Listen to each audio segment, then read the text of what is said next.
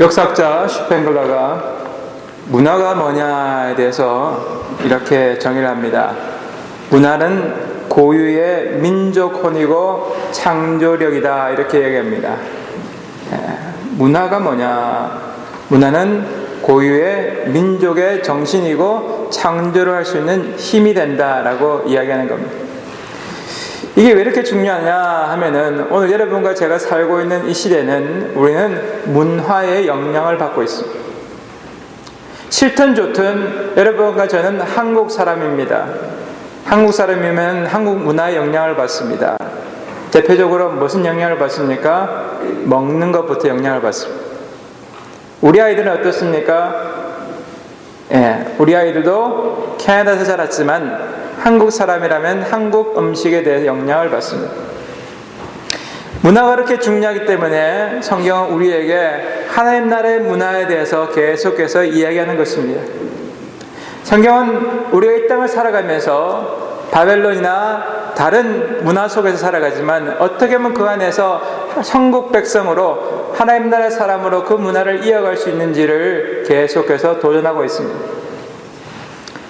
여러분이 캐나다 살아가면서 여러분은 캐나다의 문화를 나는 극복하고 넘어서 살 수 있다라고 생각하십니까? 아니면 어떤 면에서 나는 캐나다에 살아가면서 여기 적응하기 바쁘다, 캐나다 문화 생각도 하지 않고 어떤 면에서 내가 가진 문화 지키기도 어렵다라고 생각하진 않습니까? 아마 2000년 전, 아니 한 3000년 전 바벨론에서 살았던 이 다니엘과 그의 친구들이 겪었던 내용일 수 있을 겁니다.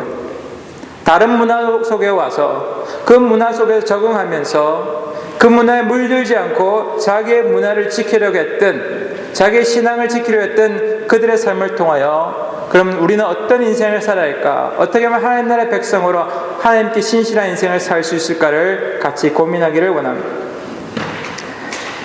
다니엘 1장 3절과 4절을 보면은 그렇게 이야기합니다. 왕이 환관장 야스분에게 말하여 이스라엘 자손 중에서 왕족과 귀족 몇 사람 곧 흠이 없고 용모가 아름다우며 모든 지혜를 통찰하며 지식에 통달하며 학문에 익숙하여 왕궁에 설만한 소년을 데려오게 하였고 그들에게 갈대 사람과 언어를 가르치게 하였고, 이렇게 이야기합니다. 여러분, 역사를 보든 성경을 보든 BC 605년경에 바벨론이 이스라엘을 침략하고 이스라엘에서 포로를 잡아오는데, 그 포로를 잡아온 사람들이 주로 왕족과 귀족들, 그리고 그 사회에서 인정받는 사람들이었습니다. 그들을 잡아와서 왜 잡았느냐 보면은 그 당시 바벨론의 정책상 그 각 나라의 뛰어난 인재들을 데리고 와서 그 인재들에게 바벨론의 문화와 바벨론의 언어를 가르쳐서 그들을 어떻게 다시 고국으로 돌려보내서 거기서 바벨론의 그 생각과 문화 속에서 다스리게 하였기 때문입니다. 자, 한번 여러분 우리가 생각해 보기 바랍니다. 그러면은 바벨론의 영향을 받았던 사람, 오늘날 이야기하면 미국의 영향을 받는 사람들을 보시기 바랍니다. 세계에서 가장 뛰어난 사람들은 다 지금 어디에 몰립니까? 미국에 오죠. 미국에 와서 유명한 대학에서 교육을 받습니다. 그리고 그 사람들이 물론 미국에 남기도 하지만은 자기 고국으로 들어가서 그 고국에서 나라를 다스리고 높은 위치에 있을 때에 누구의 생각, 누구의 영향을 받느냐 우리는 다 알 수 있습니다. 미국의 영향을 받습니다. 미국의 그 생각을 따라갑니다. 오늘 그 속에서 다니엘을 우리가 보면서 우리가 이 땅을 살아가지만 어떻게 하면은 하나님의 백성으로 이 세상의 영향력을 넘어서서 하나님의 백성을 살 수 있을까를 오늘 다니엘을 통하여 배울 수가 있는 겁니다. 여러분, 다니엘은 이렇게 젊은 나이에 청소년 시절에 이 바벨론의 포로로 사로잡혀 왔습니다. 그리고 3년 동안, 최소한 3년 동안 왕이 부설한 왕립부설 학교에서 3년 동안 교육을 받습니다. 다니엘 1장 5절 6절에 보니 그렇게 얘기합니다. 갈대 사람의 학문과 언어를 가르치게 했고 왕이 지정한 그 음식과 포도주를 말마다 먹게 하였다라고 이야기합니다. 한번 생각해 보세요. 갈대아의 문화와 갈대아의 언어를 가르쳤다 이렇게 얘기하는데, 여러분 중학교 어디 나온지 물어보면 여러분 좋은 중학교 나온지 알 수 있습니다. 세계 4대 문명이 뭡니까? 네, 황하 문명 하나 아셨어요. 어디? 메소포타미아 문명. 네, 세 번째? 네? 중학교 좋은 데 나오시면 다 아십니다. 예. 이집트 문명. 마지막 하나 남았어요. 뭐죠? 예. 인도 문명, 인더스 문명. 예, 그렇습니다. 4대 문명이라고 할 정도로 어떻게 해요? 그만큼 뛰어났다는 겁니다. 근데 여기 메소포타미아 문명, 이것이 바로 오늘 말하는, 여기 나오는 바로 갈대아 문명입니다. 이라크에 위치한 유럽 유프라디스 강을 끼고 있는 이 메소포타미아 문명을 되게요 가르쳤다는 거죠. 젊은 나이입니다. 청소년 나이입니다. 청소년 때에 그 갈대 바벨론에 사로잡혀가서 거기 문명, 거기 가치관, 거기 언어를 배웁니다. 혼란이 생기게 될 거죠. 우리 청소년들 여기 와서 공부를 합니다. 한국에서 공부를 했는데 여기 오니까 여기 문화와 여기 언어를 배우니까 당연히 가치관이 혼란스럽습니다. 여기 가치관들 얼마나 혼란스럽습니까? 동성애에 대해서 우리는 여기 한국도 요즘에 좀 시끄럽지만은 동성애에 대해서 여기는 당연히 인정하는 분위기입니다. 그래서 토론토도 그렇고 여기도 보면은 뭐 하냐, 동성애자들 모여서 게이 퍼레이드를 합니다. 그건 당연하게 받아줍니다. 근데 최근에 우리 믿는 사람들이 매년마다 토론토에서 그 퍼레이드를 합니다. 예수님을 전하는 그러한 크리스천 퍼레이드를 하는데 올해 토론토에서는 그걸 하지 못하도록 막았습니다. 그래서 지금 그렇게 합니다. 아니, 지금 크리스천들이 내가 크리스천이라고 드러내는 그 퍼레이드를 하겠다는데 못하게 한다는 겁니다.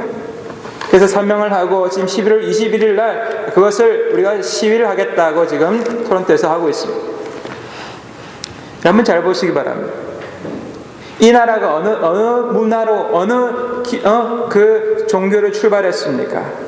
바로 예수님을 믿는 기독교를 출발했습니다. 아직도 기독교 중심의 사회라고 하지만 지금 우리가 살고 있는 이 캐나다는 정체성이 혼란된 사회라는 것입니다.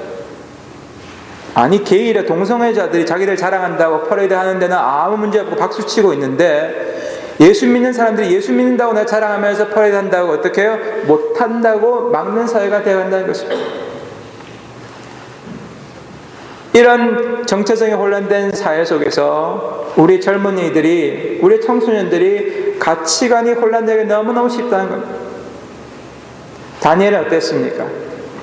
오늘 다니엘은 그가 1장 8절에 유명한 이야기합니다.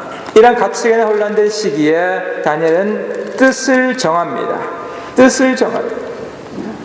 여러분, 뜻을 정하는 것이 너무너무 중요한 것입니다. 오늘 내가 살고 있는 이 시대에 나는 하나님의 백성으로, 하나님의 사람으로 그 가치관을 살겠다고 뜻을 정하는 것입니다. 언제 정해야 됩니까? 어릴 때. 여러분, 뜻은, 하나님의 뜻은 어릴 때 정할수록 좋습니다. 다니엘이 정했을 때 뭘 정하냐? 왕의 음식과 포도주를 먹지 않겠다라고 정합니다. 여기 중요한 겁니다. 음식과 포도주는요, 어떤 면에서 우리에게 너무너무 중요한 것을 시사하고 있습니다. 뜻을 정했는데 오늘 왕의 음식과 포도주를 안 마시겠다고 뜻을 정했습니다. 이게 뭐냐? 여러분, 우리가 먹는 게 중요하죠. 우리 캐나다 사시면요, 뚱뚱해집니까? 안 뚱뚱해집니까? 한국에서 날씬했는데 캐나다에 와서 내가 음식 먹다 보니까 나도 모르게 뚱뚱해지는 확률이 높습니다. 뭐 다 그런 건 아닙니다. 여기 음식이 어떻게 해요? 살찌게 만들어진 음식입니다. 음식이 살찌게 만들어져요. 여러분, 음식이 중요합니다. 우리가 그렇게 육체적으로 내가 어떻게 음식을 잘 먹어야 내 육체가 건강했다는 거 우리가 알고 있습니다. 내가 그러면 어떻게 건강해지려면 뭘 정해야 됩니까? 뜻을 정해야죠. 어떻게 하겠다? 내가 건강한 음식을 찾아서 먹겠다라고 뜻을 정해야 하는 것입니다. 그리고 어떻게 나쁜 음식은 잘라내야 되는 겁니다. 뜻을 정하는 것이 너무너무 중요합니다. 자, 그런데 우리 육체뿐만 아니라 영적으로도 마찬가지입니다. 영적으로 우리가 뭘 해야 되냐? 뜻을 정하는 것입니다. 한번 따라하겠습니다. 영적으로 뜻을 정하자. 왜 뜻을 정해야 되냐? 우리가 옛날에 여러분들 어렸을 때에 우리 아이들은 어떻습니까? 성경을 보면서 하나님 기도하면서 하나님을 만날 때에 울고 통회하고 하나님을 만나는 그 맛을 봤어요. 여러분, 저도 신앙의 중요한 그 배경 중에서 어릴 때에 기도원에서 하나님을 만났던 그 맛을 봤기 때문에 이것이 제가 자라면서 너무나 중요한 밑바탕이 된 겁니다. 우리의 자녀들이 어릴 때 하나님을 만나는 하나님의 맛을 볼 수 있는 우리의 자녀 되기 위해서 여러분 기도하시기 바랍니다. 뜻을 정하는 것. 오늘 다니엘이 뜻을 정합니다. 젊을 때 뜻을 정했어요. 뜻을 정했을 때에 오늘 크게 세 가지의 위기가 찾아옵니다. 오늘 그것이 뜨면서 우리 인생에 큰 위기가 올 수 있습니다. 젊었을 때 하나님의 뜻을 정했는데 바로 이어서 2장에 뭐가 나오느냐? 여러분, 느부갓네살 왕이 꿈을 꿉니다. 꿈을 꿨는데 그 꿈이 뭔지를 본인이 기억을 못하고 꿈을 해석해달라고 이야기하는데 사람들이 어떻게 꿈을 해석하지도 못합니다. 왜요? 꿈이 뭔지도 모르니까. 그러니까 2장을 보면 어떠냐? 왕이 이제 어떻게 지혜자들을 죽이기라고 합니다. 거기에 누가 포함되느냐? 다니엘과 세 친구들이 포함되어 있습니다. 여기 중요한 내용이 등장합니다. 다니엘이 뭘 하느냐? 다 지금 많은 사람들이 죽게 되는데 다니엘이 어떻게 자기 세 친구들과 함께 하나님께 기도합니다. 하나님께 기도합니다. 그랬더만 그날 밤에 하나님께서 성경 표현되면 하나님께서 그들을 불쌍히 여기셔서, 여러분, 여기에 놀라운 이야기입니다. 하나님께서 뜻을 정한 사람들, 위기 가운데 어떻게 우리를 불쌍히 여기셔서 하나님께서 그들을 살려주시는 놀라운 사건이 등장합니다. 여러분, 우리 하나님께 내가 하나님 뜻대로 살겠습니다. 뜻을 정하시기 바랍니다. 그 뜻을 정하여 우리가 살아가는 삶 속에서 위기가 반드시 찾아옵니다. 그러나 그 위기 속에서 하나님께서 우리를 어떻게 여기신다고요? 불쌍히 여기신다. 네가 내 뜻대로 살려고 그렇게 노력하는데, 다니엘과 그 친구들이 이제 3년 그 학교를 졸업하고 이제 왕의 옆에 가서 이렇게 살아가는 과정 가운데 위기가 찾아왔을 때 하나님께서 그들을 불쌍히 여기셔서 이 위기를 극복할 수 있는 놀라운 지혜를 주신다는 것입니다. 여러분, 믿으십니까?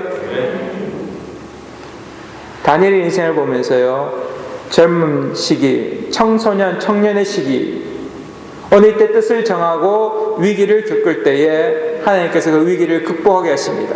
바로 꿈에 대한 문제였습니다. 여러분 잘 보세요. 꿈의 문제입니다. 우리 청년들 제일 문제가 뭐냐? 내 인생에 꿈이 없다는 겁니다. 너 꿈이 뭐야? 여러분 자녀들에게 물어보면요, 대부분 아이들이 꿈이 없어요. 너 비전이 뭐야? 그러면 어떻게 해요? 비전이 없어요.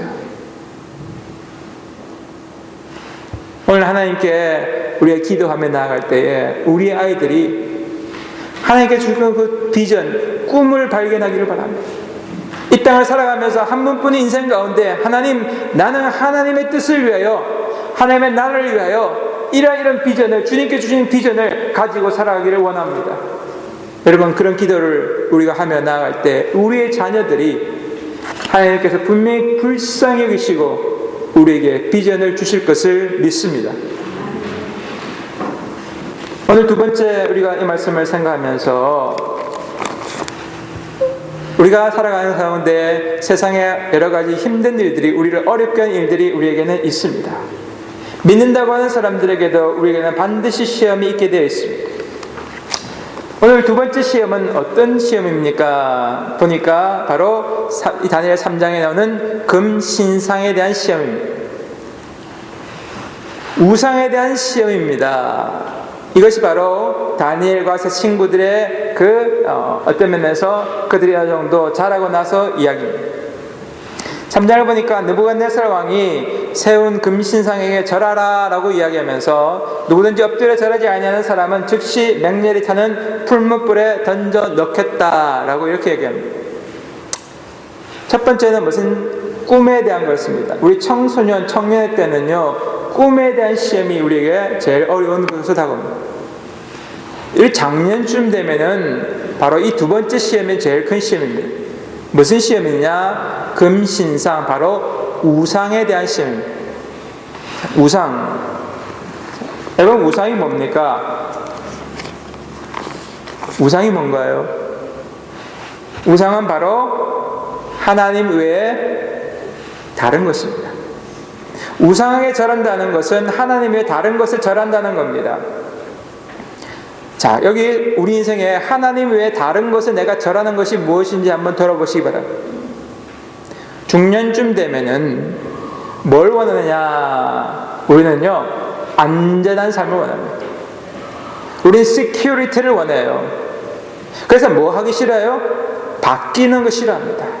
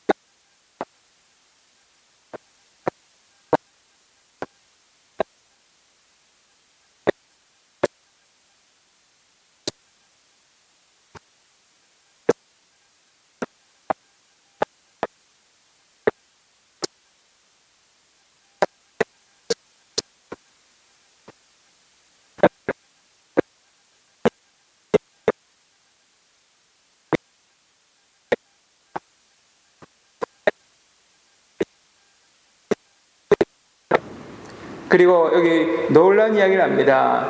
아무도 죽지 않았을 뿐만 아니라 거기에 한 사람이 더 있는 것을 봅니다. 그것이 바로 오늘 우리는 하나님, 즉 예수 그리스도라고 이야기해요. 중년의 시대에 여러분, 우리가 위기 속에서 내가 우상을 섬기지 않고 하나님을 섬기겠다고 했을 때 어쩌면 더 큰 위기를 당하지만은 하나님은 그 속에서 우리의 인내를 시험하시고 우리의 함께 하시는 예수 그리스도를 우리 삶 속에 보내주시는 것입니다. 야고보서 1장 2절 이렇게 이야기합니다. 내 형제들아, 너희가 여러 가지 시험을 당하거든 온전히 기뻐하라. 이는 너의 믿음의 시련이 인내를 만들어내는 줄 너희가 알미라. 오늘 여러분과 제가 중년의 때에 우리에게 찾아오는 이 위기 가운데에 오늘 하나님, 내가 분명히 여러 가지 시험을 당합니다. 그러나 어떻게 이 시험을 기쁘게 여기를 바랍니다. 오늘 이 시험을 통해 내가 이 믿음의 시련 속에서 인내를 배우게 되고 진정한 하나님 아버지 이 속에서 내가 우리의 믿음을 더욱더 달려나가는 귀한 축복의 시간을 바라보면서 우리가 하나님 중심으로 붙들기에 살아갈 수 있기를 소망합니다. 그렇다면 여러분과 저는 어떻게 이 믿음의 훈련들을 감당해야 될까요? 여러분과 제가 지금같이 옛날같이 다니엘같이 풀무불에 던져져가지고 우리가 지금 불타 죽습니까? 그렇지는 않죠. 우리가 살고 있는 이 삶의 현장에서 여러분과 저는 어떻게 하면은 이런 삶을 살 수 있을까를 돌아봐야 합니다. 이건 바로 차이에 있습니다. 믿는 사람과 믿지 않는 사람의 모습이 달라야 한다는 것입니다. 우리가 가정에서, 우리가 있는 직장에서 여러분, 믿는 사람과 믿지 않는 사람이 전혀 구분되지 않는다면은 여러분과 저는 하나님의 뜻대로 사는 것이 아닙니다. 내가 믿는 사람이라면은 오늘 다른 사람을 위해서 내가 어떻게 살아야 할지, 내가 일하는 삶의 일의 현장에서 나를 찾아온 사람들이 나를 통하여 하나님의 모습을 볼 수 있는가 질문해. 여러분을 보면서 하나님의 모습을 볼 수 있습니까? 오늘 다니엘의 친구들을 보면서 느부갓네살 왕이 뭐라고 이야기합니까? 사드락과 메삭과 아벳노고의 하나님을 찬송할지로다. 그가 그의 천사를 보내서 자기를 의뢰하고 그들의 몸을 바쳐 왕의 명령을 거역하고 그 하나님 밖에는 다른 신을 섬기지 아니하며 그에게 절하지 아니한 종들을 구원하셨도다. 여러분, 여기 중요한 말이 있습니다. 뭐라고 합니까? 자기를 의뢰하고 하나님을 믿고 그리고 그들의 몸을 바쳐. 중요한 표현입니다. 우리가 하나님을 진정으로 믿습니까? 그렇다면 우리의 진정으로 삶을 던지라는 것입니다. 내 삶 속에서 하나님을 믿는다면은 믿는 사람의 모습으로 살라는 것입니다. 여러분을 보면서 안 믿는 사람들이 어떻게 해요? 야, 저 사람 하나님 믿는 사람 맞아?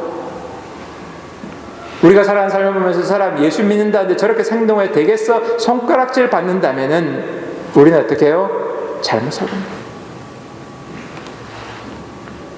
오늘 뭐라 그럽니까? 저 사람이 내가 이런 심판 속에서 하나님을 의지하는, 어려움 속에서 하나님을 의지하는 그 모습을 보면서 믿지 않는 사람들이 뭐라고? 야, 그가 믿는 신이 그들을 구원했다. 여러분, 오늘 믿지 않는 사람들이 여러분을 보면서 예수 믿는 그 모습을 보면서 저들이 믿는 예수님이 저들을 구원했다라고 인정할 수 있는 축복이 여러분의 길을 소망합니다. 두 번째는 어떤 시험이라고요? 우상에 대한 시험이었어요. 내가 바라보는, 내가 원하는 것, 오늘 안정과 평안과 내가 원하는 것에서 하나님 원하는 것으로 우리의 시선이 바뀔 때에 오늘 계속해서 이제 다니엘은 노년에까지 하나님이 쓰는 사람이 될 수 있다는 것입니다. 여러분, 하나님이 쓰는 사람, 하나님의 뜻을 정한 인생이 그냥 되는 것이 아니에요. 수많은 시련과 시련 속에서 하나님을 붙들겠다고, 하나님 뜻대로 살겠다고 기도하는 사람, 말씀 붙드는 사람, 그들에게 이루어져 가는 것입니다. 혼자 되는 것이 아닙니다. 여기 다니엘도 어떻게 해요? 친구들이 있었어요. 여러분, 믿음의 동력자들 우리가 함께 걸어가기를 소망합니다. 이 땅을 살아가면서 끝까지 하나님 뜻대로, 하나님의 가치관대로 살겠다라고 할 때에 여러분, 우리가 노년에 우리의 자녀들이 하나님의 그 가치관을 이어받아 살아갈 수가 있는 것입니다. 70년간의 포로 생활이 끝나갑니다. 10대 이 바벨론으로 끌려온 다니엘이 이제는 나이가 한참 들었습니다. 다리오 왕 시대에 여러분 이제 제국이 바뀌었습니다. 바벨론 제국이 멸망하고 메데파사 페르시아 제국이 등장합니다. 그런데 이 다니엘은 지금도 쓰임을 받습니다. 거기에는 여러분 다니엘이 얼마나 마음이 민첩했다라고 성경에 표현하는데 그만큼 여러분 일에 대한 통찰력이 있었고 그 인생 속에서 다른 사람들과 비교되지 않은 그런 놀라운 능력들이 하나님께서 주셨다는 걸 봅니다. 이게 하루아침에 생기는 것이 아니며 우리의 청년들 젊을 때부터 맡겨진 일에 대해서 열심히 감당하시기 바랍니다. 나에게 맡겨진 건 무엇이든지 그것을 보면서 내가 하나님께서 나에게서 뭘 하시는가 질문하며 열심히 감당할 때에 오늘 하나님께서 어떻게 해요? 지혜를 주신다는 거예요. 세상 사람들과 비교되지 않는 하나님의 그 지혜를 주신다는 것입니다. 누구든지 부족한 사람들 주님께 구하라고 그랬습니다. 우리의 자녀들 여기서 공부하면서 캐네디언 아이들과 비교해서 얼마나 어렵습니까? 저희 캐네디언을 만났는데요, 걔는 그런 이야기를 하더라고요. 자기는 고등학교 나왔는데 공부도 안 하고 뭐 했냐 했더니만요, 그냥 열심히 게임하고 놀았대요. 고등학교 졸업하고 그리고 뭐 했냐 했더니만은 자기는 극장에서 표 팔았대. 그럼 너 지금 뭐 하냐 그랬더니만 지금 식당에서 일한대요. 아휴, 그럼 뭐 먹고 살만하냐 했더니 먹고 살만하대. 뭐 차도 굴리고 먹고 살아요. 별로 열심히 해서 게임만 하고 지금 뭐가 사냐 할 때만 집에 가면 게임한대요. 그래도 잘 살아요, 여러분. 보면 생각했습니다. 우리 자녀들이 그렇게 살면 될까? 걔들은 여기서 어떻게 해요? 부모들이 뿌려놓은 거 있으니까 그렇게 살아도 살 수 있다는 거예요. 우리는요? 우리의 자녀들 그렇게 살면 될까요? 우리의 자녀들 단순히 이 땅에서 성공하고 출세하고 여기 주류사에 들어가는 것, 그것을 하나님 원하실 걸까요? 하나님 그것보다 더 놀라운 일들을 기대하시고,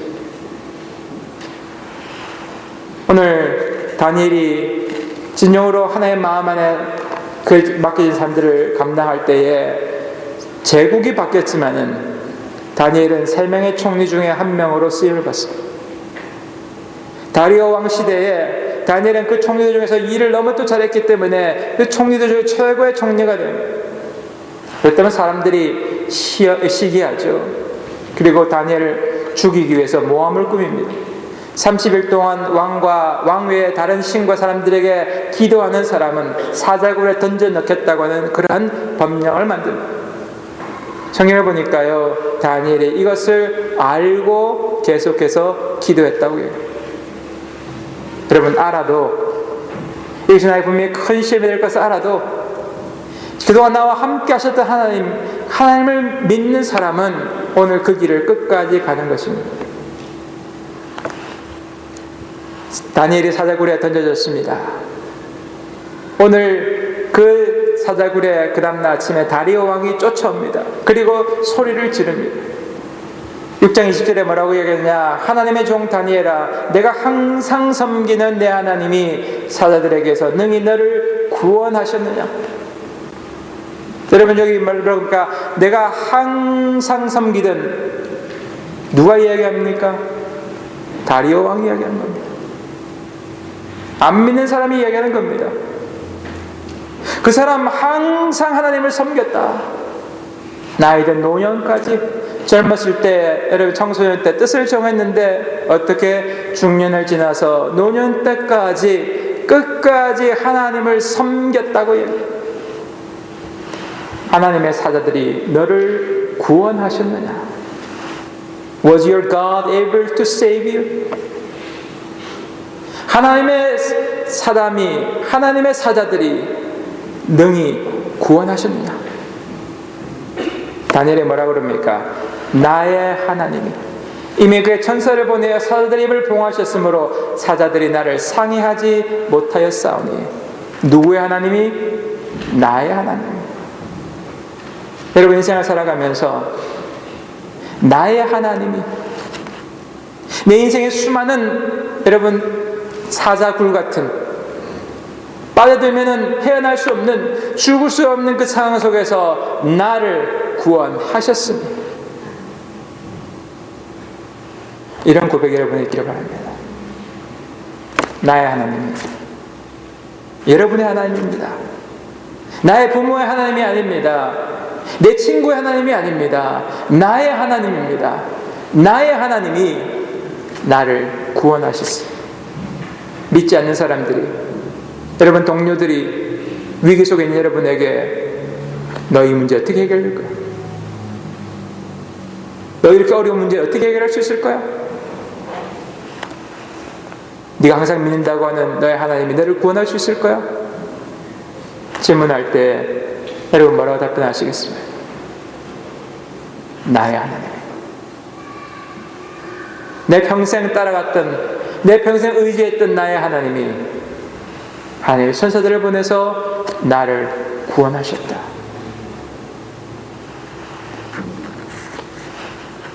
여러분, 하나님은 우리를 구원하십니다. 우리 인생의 어릴 때, 젊을 때에 비전을 몰라서, 꿈을 몰라서 방황할 때에 하나님께 뜻을 정하는 인생은 하나님께서 분명하게 비전을 보여주시는 것입니다. 작년의 시대에 내가 안정과 평안을 쫓아서 이 세상의 우상을 쫓아다닐 때에, 그럼에도 불구하고 하나님의 뜻을 쫓아서, 하나님의 이미지를 쫓아서, 하나님의 말씀을 쫓아 살겠다고 결심한 사람, 오늘 그 사람, 그 뜨거운 인생의 불가마 같은 그 어려움 속에서 하나님 우리를 구원해 주십니다. 그리고 그 안에 우리와 함께 계십니다. 노년되어서 이 인생을 정리할 때에 여러분, 우리가 인생의 그 사자굴 같은 그 늪 속에서 하나님은 우리를 구원하시는 것입니다. 예레미야서 2장 29절 11절 이렇게 이야기합니다. 여호와의 말씀이라. 너희를 향한 나의 생각을 내가 아노니 평안이요 재앙이 아니라 너희에게 미래와 희망을 주는 것이라. 오늘 우리가 겪는 인생에 여러 가지 어려움들이 있습니까? 여러분, 재앙이 아닙니다. 오늘 그것이 진정으로 주님께서 우리에게 주시는 놀라운 미래와 희망이라고 이야기합니다. 이제 다니엘이 아마 나이가 들어서 80세 넘어 90세 가까이 됐을 것 같습니다. 그의 나이가 많은 그 나이에 이스라엘 백성들은 페르시아의 고레스 왕의 칙령을 받아서 자기 나라로 돌아가게 됩니다. 저는 말씀을 묵상하고 생각해봅니다. 고레스 왕이 다리오 왕을 이어서 젊은 고레스 왕이 이 칙령을 내릴 때에 그 뒤에 누구의 영향력이 있었을까? 이스라엘 사람들 이제 70년 만에 자기 고향으로 돌아갑니다. 오늘 그 뒤에 누가 있었을까요? 다니엘과 기도했던 이 세 친구들, 하나님을 붙들었던 이 사람들, 그들이 있었기 때문에 이런 일들이 있었다는 것입니다. 과거 70년을 돌아봤을 겁니다. 어려웠던 삶, 뜨거운 풀무불, 사자의 이빨들, 긴 포로 생활들, 끝나지 않는 그 상황 같지만은 오늘 하나님은 진정으로 하나님의 사람들, 기도로, 물질로 하나님께 섬기는 사람들을 통하여 하나님의 놀라운 계획들을 이루어 가시는 것입니다. 오늘 다니엘 12장 3절은 뭐라고 결론을 내립니까? 지혜 있는 자는 궁창의 빛과 같이 빛날 것이요 많은 사람을 옳은 대로 돌아오게 하는 자는 별과 같이 영원토록 빛나리라. Those who are wise will shine like the brightness of heavens, and those who lead many to righteousness like the stars forever and ever. 여러분, 오늘 여러분 지혜 있는 사람입니까? 진정으로 내 인생을 살아가면서 나는 지혜 있는 인생을 살았다. 하늘나라에서 빛이 나는 인생을 살았다. 많은 사람들을 하나님의 전으로 인도하는 사람, 내 삶을 통하여 믿지 않는 사람들, 믿는 사람도 하나님의 뜻대로 살아가게 만드는 인생을 살았다. 오늘 그런 사람은 영원히 기억될 것입니다. 하나님께서 그런 사람을 영원히 기억한다고 얘기합니다. 2500년 전, 2600년 전 그 과거 시대, 여러분 다니엘, 오늘 우리도 지금도 기억합니다. 영원히 기억될 이름입니다. 어떻게 살았길래, 그가 젊었을 때 어떤 뜻을 정했길래, 그가 중년했을 때 어떻게 하나님 뜻대로 살겠다고 그 다짐했길래, 어떻게 희생했길래, 그의 말년에 그는 어떻게 살았길래 이러한 인생을 살았을까? 끝까지 하나님께 신실한 인생을 살았을까? 여러분 돌아보면서 다시 한번 이 말씀을 묵상하는 귀한 한 주 되시기를 축원합니다. 기도하시겠습니다.